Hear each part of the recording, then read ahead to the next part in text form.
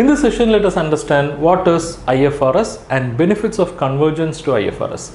IFRS is a set of international accounting standards which states how a particular type of transaction and event should be reported in financial statements. When we say IFRS, it actually comprises standards that are issued by International Accounting Standards Board, that is IASB, then International Accounting Standards issued by International Accounting Standards Committee, then interpretations issued by Standard Interpretation Committee, interpretations that are issued by Interpretation Committee of IASB, that is International Accounting Standards Board. Please understand IFRS are principle based standards, and what they establish is only broad rules. They do not prescribe any specific treatments. In the present era, if you look at, every nation is actually moving towards adoption of IFRS to some extent. Several authorities are now permitting public companies to use IFRS for stock exchange listing.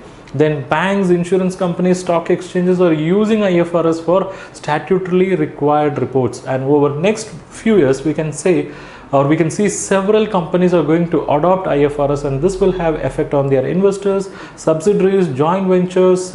Okay, then next let us also understand the benefits of convergence. First, for economy. See, when market expands globally, the need for convergence increases, especially to take care of the increasing growth of international business, and this convergence will actually facilitate efficient capital market, capital formation and economic growth, and this will encourage international investments and more capital inflow will take place. The next benefit is for investors. Let's say as an investor you are planning to invest outside your country, then you need information that should be comparable, relevant, reliable and timely.